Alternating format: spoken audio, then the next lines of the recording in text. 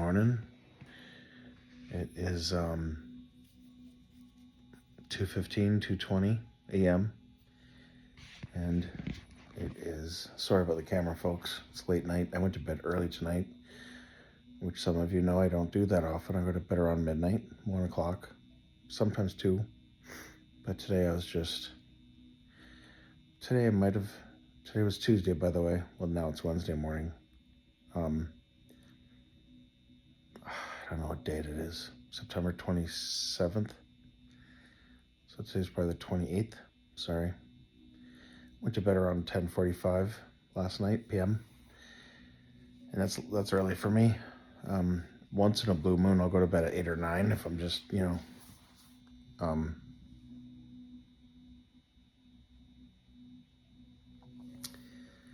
really tired. But so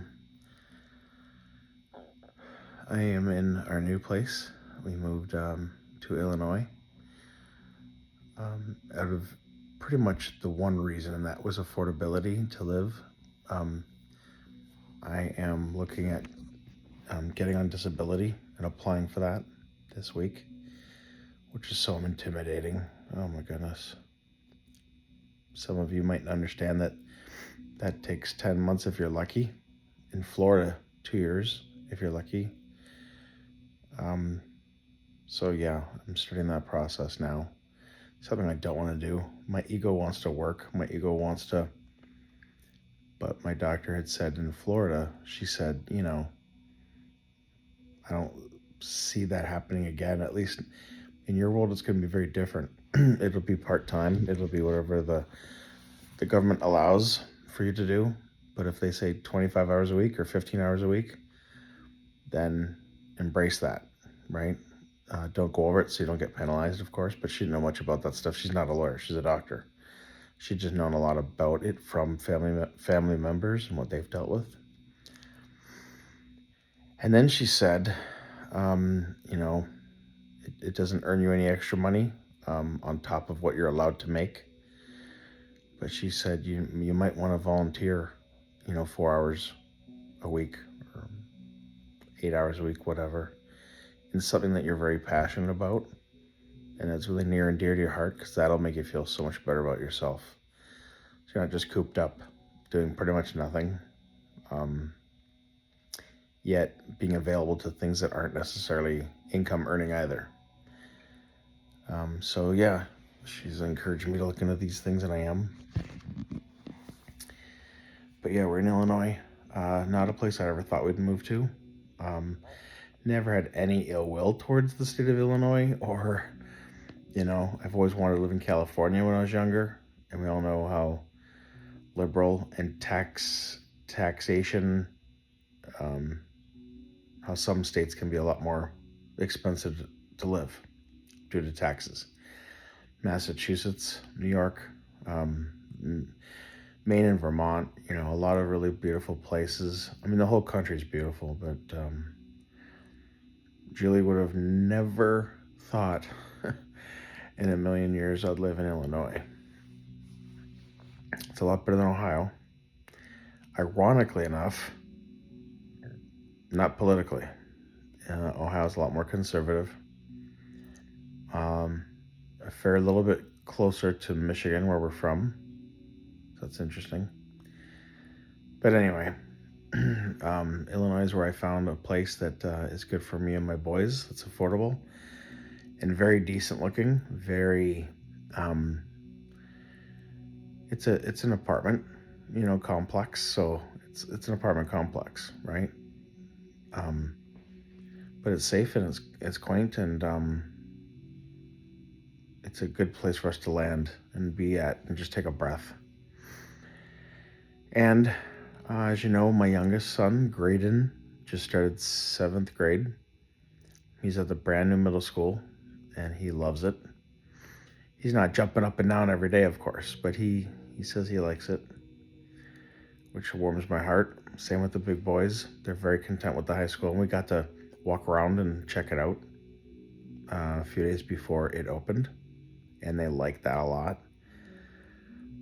We weren't being asked for ID everywhere we went. We just kind of walked in, like back in the day.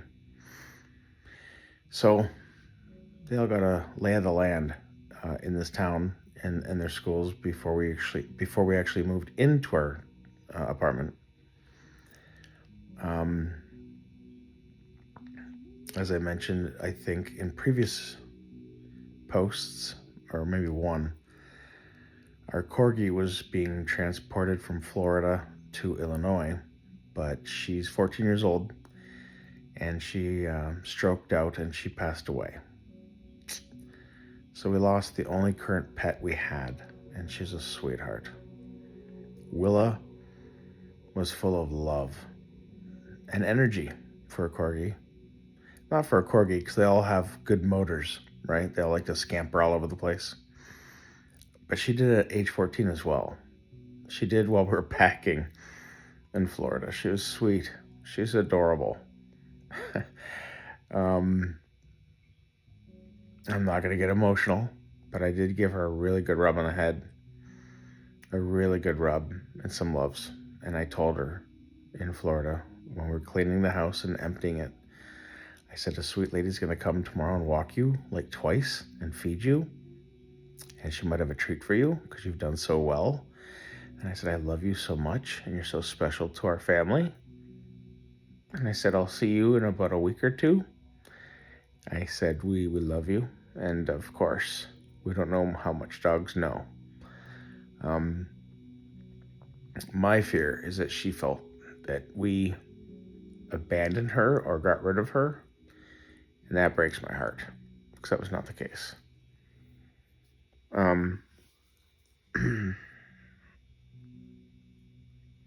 So that was a couple weeks ago.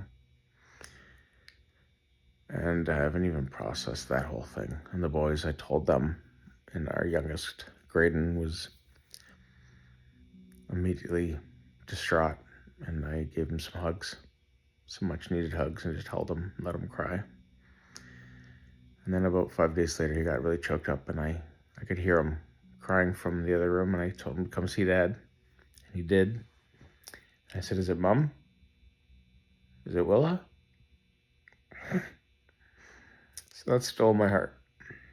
I said, and they never hear me get choked up like this, right? They just don't. I'm trying to protect them, which is stupid. I said, come and see Dad. I got some hugs.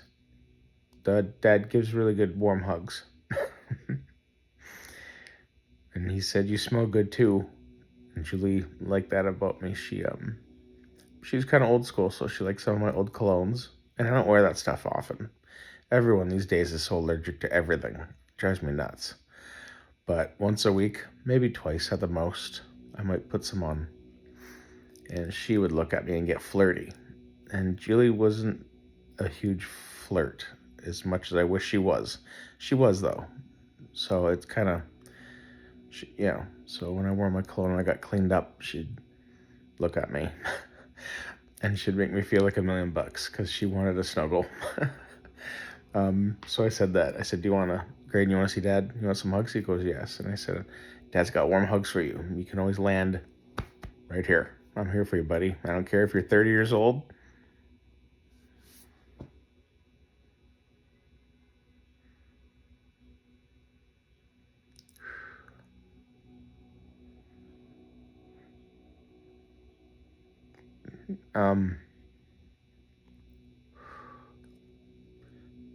As long as I'm able, you can always have a warm place to land with me. And that's when he snuggled me and says, and you smell good too. That just reminded me of his mom right away. It's very sweet. And I just squeezed him. And I told him the pain, it's hard. You have to not marry the pain, but you have to live with it. And it's hard because you still have, I still have dishes to clean. I still have a dishwasher to empty. Yes, alcohol sounds great these days. And I'm shocked at how I can admit that. And yet I've not even come close to, using that as a tool, which is obviously dangerous. And that's not even been, not even you know, not only not only an option, just I'm so glad and blessed that I see it as so stupid at this point in my life, right? So I'm very blessed. I'm very glad about that because that's something that back when I was quite a bit younger, something I would have definitely considered to help numb a couple days a week. And so for those out there who do that, I'll pray for you, and I get you. I understand, but it is by no means an answer. It's by no means a solution. It's not a band-aid. It's none of those things you think it might be. It prolongs the inevitable, which is pain, which is something you might have to go through with counseling, which is what I suggest to a lot of people who are hurting mentally and emotionally, physically, what have you. I might not be the biggest proponent of mental health and all that stuff, but it is important. I mean, obviously, it should go without saying, and I'm saying it. That is very important to seek more than just any what any YouTuber might say, me or anyone, even people who are licensed online. They'll do your due diligence, check that out, right? But find someone in your area, even if it's an hour drive away. That's not ideal. I get that, but don't use that excuse like, oh, I couldn't find help. The closest place in town is an hour and a half away. Well, you don't need to go weekly. Go once a month. Find someone. Establish a relationship. Someone you can trust that's professional. And then start doing the teledoc. I think it's called health, whatever.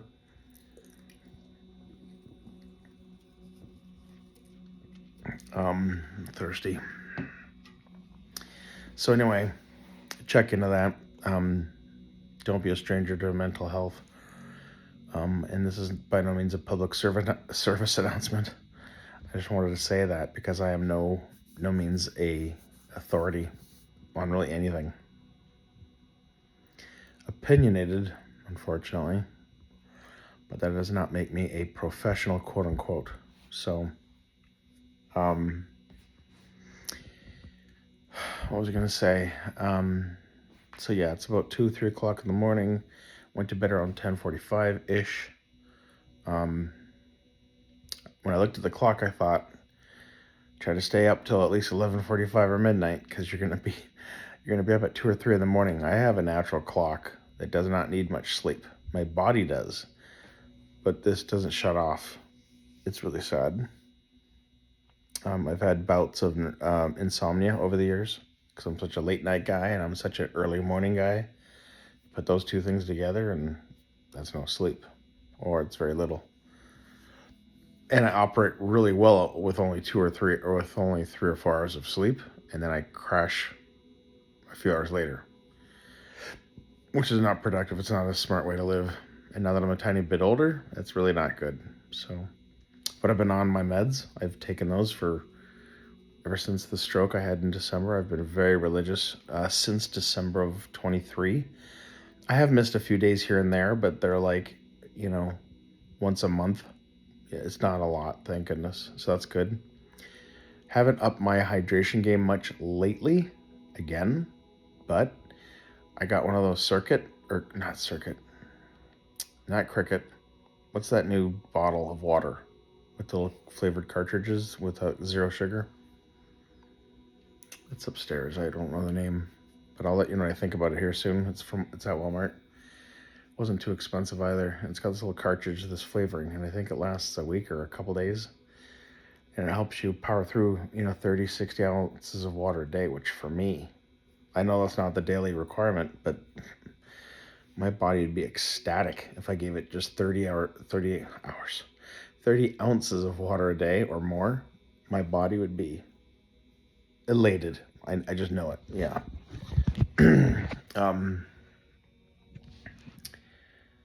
So I'm looking forward to that as well. But the reason why I came on today was because I came out here to listen to some quiet music and relax and pray. Try to get outside my head a bit, try to get closer to God. And there's been a distance there for the last couple weeks, which has been my fault.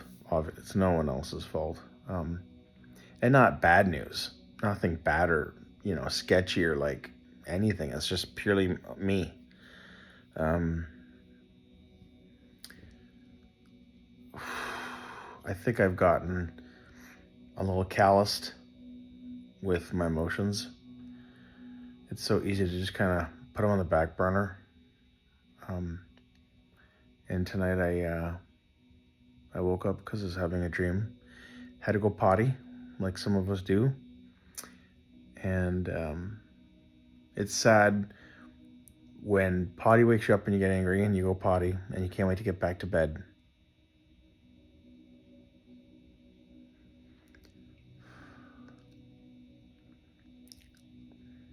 Because that's where your wife lives.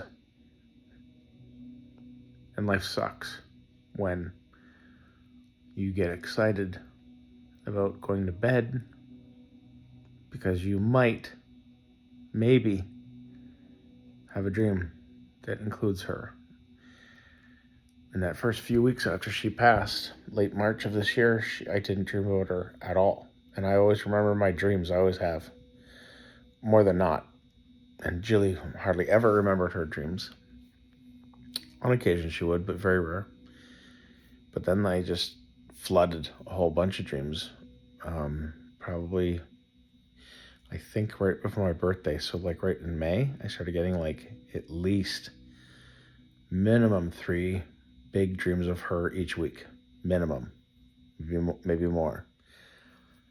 And sometimes these dreams are so mundane. They're weird because they're dreams, right? Dreams are odd. Nothing inappropriate, nothing. But there's been moments where we're grocery shopping and we're not arguing about an item. But she's like, no, I really want this. I'm like, okay, fine, that's fine. And she grabs it and she puts it in the cart. And it's like it's like I quietly know that she's gone or that she's going to be gone, but we don't talk about it because she looks great and she's not sick in the dream. And there'll be this moment where I just like hold her hand on the shopping cart. And for like 10 seconds, I want to yell out and say, don't go. Because then she'd look at me and go, what do you mean? What are you talking about? I'm not going anywhere. You okay? What's wrong? And I don't want to bring it up. It's like admitting it exists. I mean, she could disappear at any second. So in these dreams, I'm usually cognizant of the fact a little bit, quite a little bit. But it's weird. I can't speak about it. I can't speak to it. But she's happy and she's mundane stuff. Hey, babe. Smile. Rub my leg. Pat my leg while I'm driving, which she always did. And I did that to her all the time, too. Last week I said something to her like, she's rubbing my thigh real good, and she smacked my leg nice. And we do that. We're very tangible. She'd smack it real good. And as she's getting out of the car, I said to her, hey,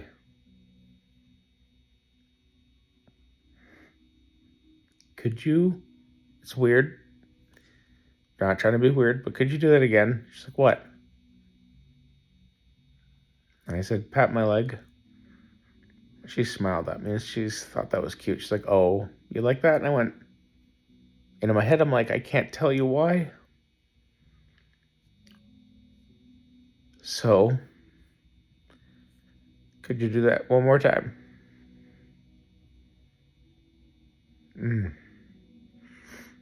So she did. And she did it differently.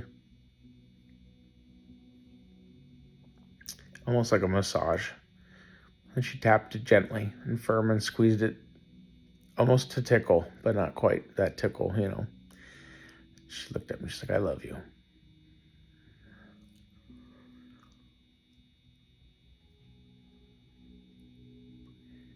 And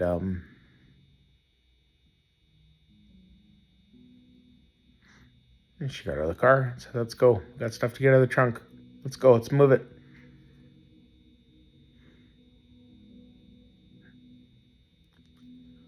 I didn't want to go to the car because I was afraid my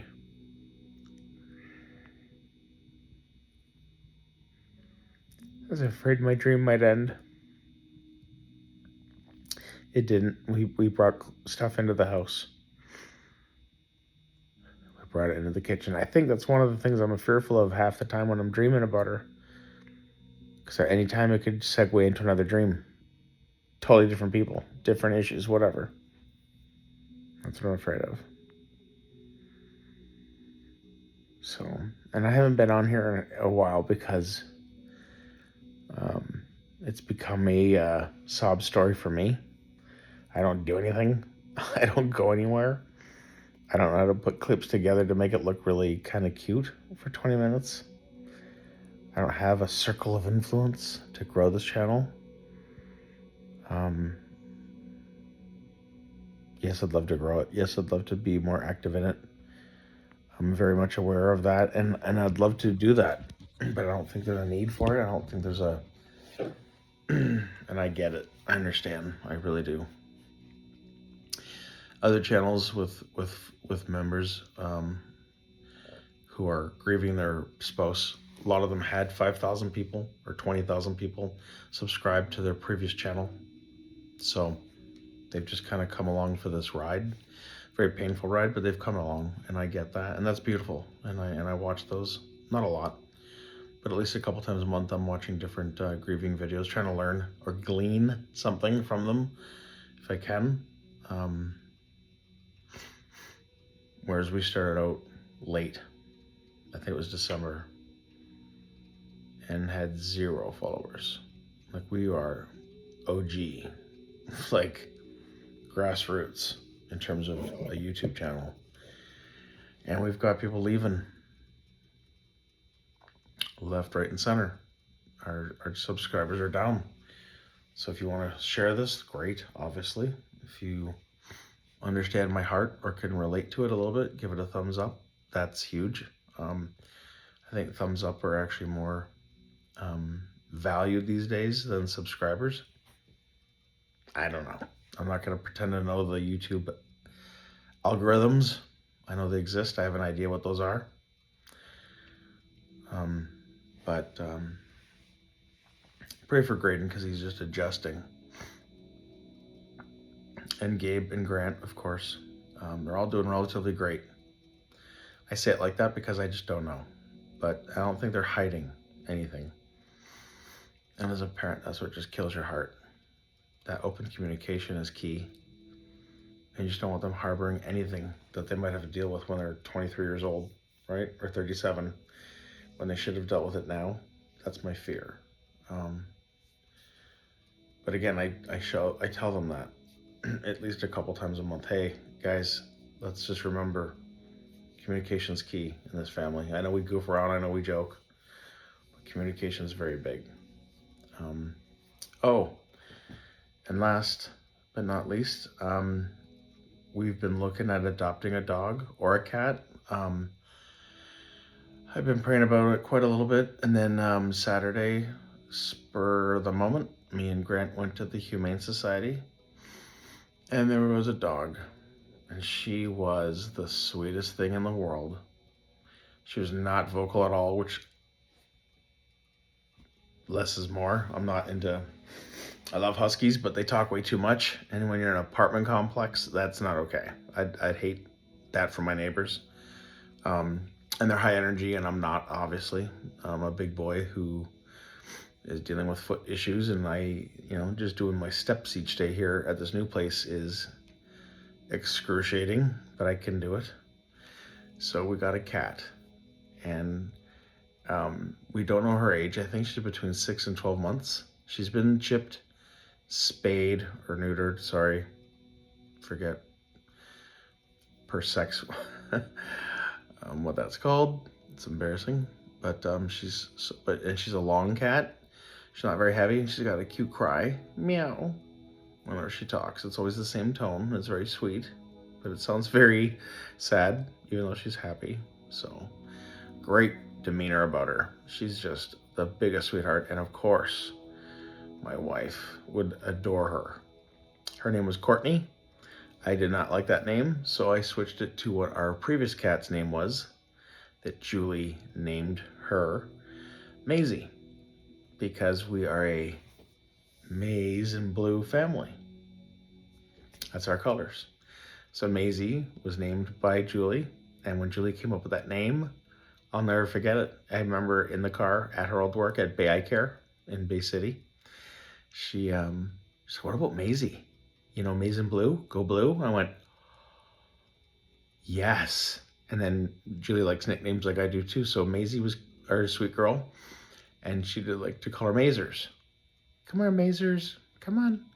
So anyway, she passed away years ago, so I reconstituted this name.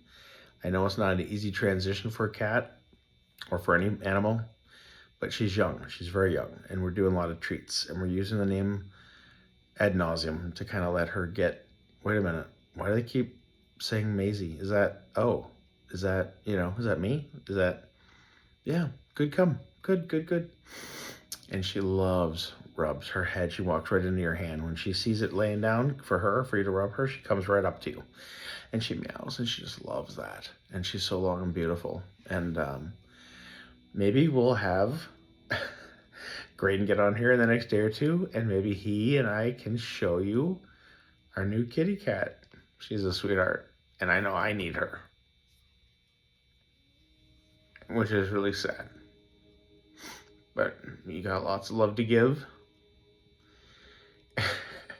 And my boys aren't toddlers no more, so I can't give them lots of rubs and hugs and kisses. And if I hounded them and gave them lots of hugs and kisses, they'd be like, "Dad, get off me, that's enough." I'd drive them nuts. And I don't want to be that guy. So I'll just be the wounded, lonely, very sad cat dad. Sounds ridiculous. But Maisie will love me through it. And Julie would just be tickled pink. That would probably make her cry. So, in a good way. Anyways, this is our update with the Julie Flynn Strong channel. Not sure when we'll do another video. Not going to promise anything. We'd like to, like I said, make this a bit more polished with a bit more action in our lives. And I don't see an avenue to do that yet, and I'd like to, because you deserve it. And it'd be much more beneficial for the channel. It just takes a lot of the very few things that I can do, and that's physical stuff. So anyways, I want to send love out there to anyone who's missing and loving someone dear to them. You are literally in my thoughts and my prayers. I know it sounds cheesy for some of you. Some people hate the term thoughts and prayers. I can't worry about that right now. I'm being genuine when I say it. So leave a beautiful comment. Let us know where you're from. My boys love seeing people's names from all over this beautiful, beautiful world. We adore you. We thank you. We appreciate you. And college football just kicked off last weekend. Week 1 for my team this Saturday. Fresno State's coming to town. Smaller school, should be a guaranteed win, but I don't believe in any of that stuff anymore. And so that's going to be fun. It's going to be, me and Graydon are going to sit here with some snacks. Hopefully some healthy snacks. We'll see. And it's a night game. I believe it's 7:30 kickoff Eastern time in Ann Arbor, Michigan. But we are in Central time, so we're an hour behind, which is so weird. So we're going to be looking forward to that this Saturday. So excited. And Julie would be too. She'd be like, "Hey, hon, when's kickoff today?" And I'd tell her. She'd text me, right? And then she'd do laundry for me and the boys, or for herself. And then she'd ask me to put it in the dryer, and I would. And I'd see this happened every year. I'd see some Michigan stuff, and I'd text her, and I'd go, "Are you wearing something blue today?" And she's like, "Yep, I got my Michigan shirt." I'm like, "Cool." And then I'm like, "You gonna watch it with me?" She's like, "Are you gonna cuddle with me?" I'm like, "Yes, of course."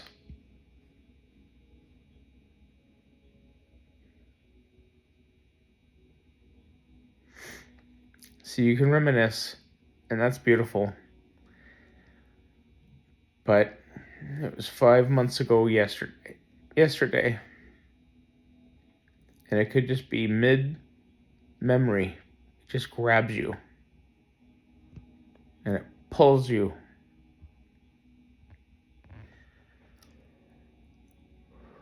And when I say I wouldn't wish this on anybody, it's this right here. Grabs you by the toe, man. And it rips your soul all over again. For the 5,000th time.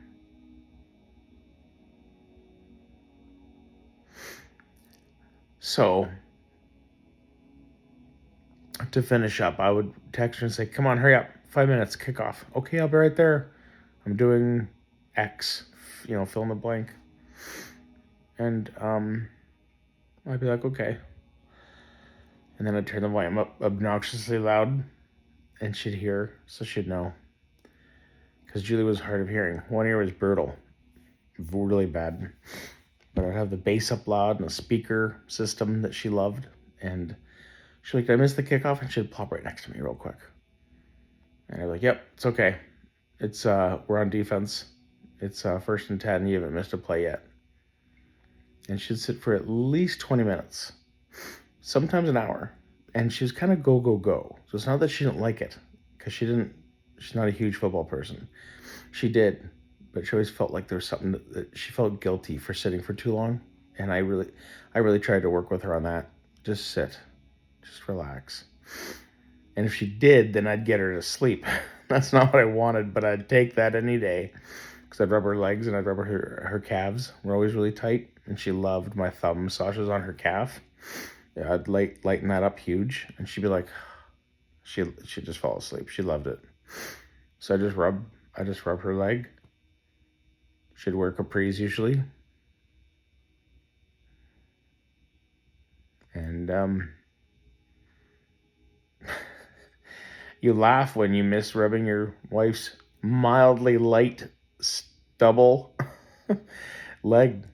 And if I said that, she'd smack me. Hey, I haven't what do you call it? Shaved. Leave me alone. I never cared. It was never gross. It was her leg, and it was on my lap. And it was mine. And I supposedly was really, really good at making her feel relaxed and loved.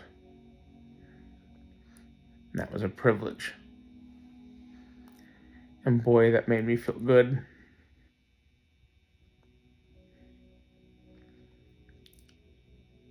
So now all my hands are left to do is, pat the boys, let them know, give them a dab or a high five.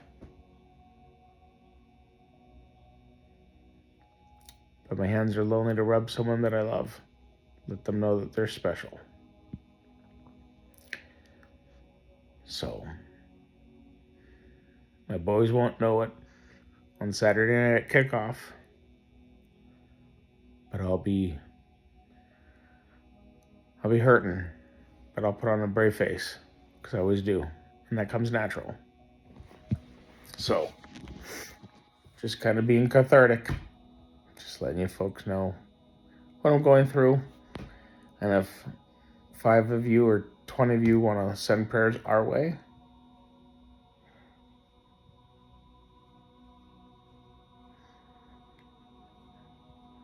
that'd be very sweet. Be very much appreciated. More than you know. So, it's been a long video. 35 minutes of me blabbing. I gotta go. Love you guys. Take care. Okay? And go blue.